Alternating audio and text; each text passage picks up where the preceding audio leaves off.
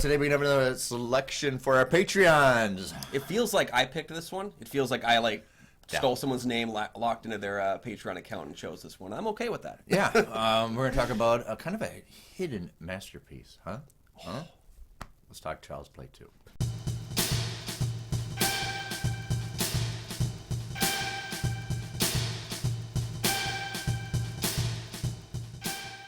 Hey everybody, welcome back to the show. I'm Possessed Doll, Kyle Goethe from GoatFilmReviews.com. You know what I'm going to say? I'm Nick from the St. Paul Filmcast. Thanks for finding us. Thanks for watching. And for our loyal fans, thank you for continuing to support the show. And you too can join our Patreon and pick movies that we'll review on future episodes. But of course, a shout out to you as well. Kyle and I are members of the Minnesota Film Critics Association. Check out that webpage for critics' reviews as well as ours. And today our selection is Child's Play 2. What's going on? 2 years after the death of possessed killer doll Chucky, Andy Barkley is living in foster care with the Simpson family. When Chucky is somehow brought back to life, Andy must convince the adults around him that the stories are indeed true. So, obviously, you can regard Child's Play, the original one, as a slasher. I don't know if you would regard the second one as a slasher, more like psychological horror, like Smile almost. Well, yeah. Smile Part 2.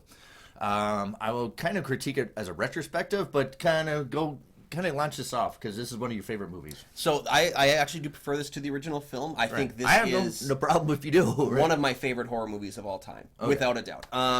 What I think is really strong about this is you have John Laffey as a director. Now, he co-wrote the original screenplay for the first Child's Play. Yes. And he was told he could not direct because he didn't have enough experience. He actually went and made another film or two and then was able to take this on when Tom Holland didn't come back. Sounds like we have a hit movie. You don't have experience to navigating it. Yeah.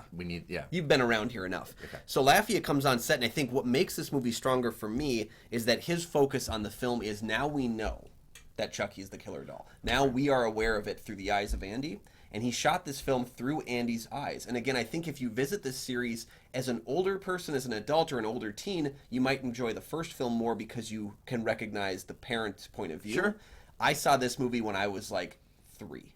And so, of course, I was going to respond really strongly to Andy Barkley and his idea. And so watching it through his point of view is the reason why I like this one more. So where the other one kind of regarded one of the mysticism of a slasher movie and into a doll, this is more like a corporation. It's almost like if you agreed to do a double screening of RoboCop in this movie, of bad corporate bad guys. Oh, yeah. I don't care. Just kick these out. Also, I agree with the camera angles and the point of view, almost the camera set at his height. Yep. Also, the wonder whimsical of color. That's what I really get a kick out of. It's like, well, it's almost like Dick Tracy. We need to paint the guardrails. We need to do this. We need to that. So I really love the color palette, but also look at, hopefully we can share some of the photos that I sent to Kyle. Look at the way it is. It's very noir inspired, especially 40s noir. I've like set the camera angle right at the phone and the distance, not to mention the scope. And of course, in the parents talking to the psychiatrist, the Venetian blinds are right on them. So it's very much a noir lens, but it's not a noir film, but it's very much like a noir lens, almost like Casablanca is kind of very noir looking. I can see what you're saying. I mean, not to mention the fact it's always raining. You have that, but then there's also Ivo Cristante, who was the production designer. The original idea was to set more of the film at the foster home. So I think when he developed the foster care, or the actual home with Grace Zabriskie and everything, that's got these really wide walls and long stretching length to the ceiling. Everything's kind of exaggerated in kind of a spooky way that makes everyone feel smaller when they're inside that place. No, I agree. Especially the long corridor in the beginning. Yeah. Very much like a noir shot. And you'll see a lot of noir inspirations into horror movies. And that's kind of one thing I point out because a lot of movies that use noir techniques, but you won't see it because it's in color and it's saturated in color. I do the mom. Because we haven't. Jenny Agutter was the mom. Now she was in American Werewolf in London, and actually she's in a blink and you'll miss it moment in the Avengers and in the second Captain America film. She's one of the head people at S.H.I.E.L.D. And I know I was a straight guy when I saw Logan's Run as a kid, and her outfit.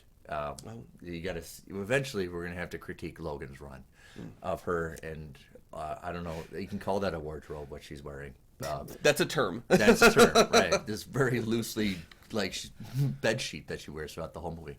But right, it's very much not so much the kids. The the adults are the bad people in this. They just don't want to understand.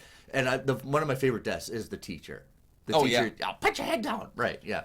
So Beth Grant plays the teacher, and between this movie and Speed, her death scenes are like formative moments of horror for me. I mean, that scene where the thing explodes in Speed as she's trying to cross when she's not supposed to. This movie with the basketball pump, like, those affected me on a cellular level and have changed who I am as a person. I mean, she gets beaten to death by a yardstick. But they don't show it, but there's just, I love the animatronic just whoosh, whoosh. Well, and you'll notice that's another one of Laffy's things that he does really well, and it's something I don't think is done as well in the later Chucky films, is that he was such a stickler for getting the doll scenes right. That is an iconic shot of him leaving that closet with the ruler and that smile on his face and the walk. It's terrifying, and I don't think that they spent enough time doing multiple takes to get it right in later films. It felt like they had to kind of rush to get those done. This film feels like they took time, which is crazy because it was only 2 years after the first one. Right, because the third one, they go into that military school. Well, yeah, and the third one actually, less time than a pregnancy. That movie took less than 9 months to come out after this one, so you can tell that thing was rushed. Oh, very much rushed. And the only thing I can remember from part 3 is the grenade thing. That was it. But right, this is a far more memorable take. And understand, sequels sometimes get far more appreciation than originals because you don't have to spend time so much with world building. You can just jump into it. Yeah, that was the criticism a lot of people had for this film, was it strips away the mystery. And I think the thing there's is, no mystery anymore. Inherently speaking, unless you never made a sequel, you'd always have that mystery. But let's be honest, if you have a movie where someone thinks there's a possessed killer doll, there is a possessed killer doll 99 times out of 100. So yeah, I'm thinking like movies like Gaslight, of the original Gaslight with Ingmar Bergman. Also, like, I'm thinking like even RoboCop, Paul Verhoeven's movies like Starship Troopers does very much lifting kind of those extreme angles, not to mention extreme characters. Yeah, it's really teetering on being almost satirical horror. Well, yeah, and you've got Garrett Graham playing the foster dad Phil, who I don't know why he would ever want to be a foster parent, because he's just kind of a feels kind like of the dad from what's Friday the 13th Part 5. Oh yeah, I can see that. Yeah. With Garrett Graham, he's got like De Palma credits, so he knows how to kind of go extreme. But he's also worked on like super low budget movies. I think Eating Raoul, he was in one of my favorite movies, Terror Vision. Yeah. Like, he's known for like the extremity of which he's able to do his performance. And he had to do a lot being strung up, and they actually filmed his fall off of the staircase in reverse for safety reasons. So he actually was hanging upside down with his head like this, and then they like ran him up with a rope and played it backwards. Yeah. So there's a lot of extended kind of stuff, but even to the story, Lafayette wants to do the child's perspective, so he models this film after The Boy Who Cried Wolf.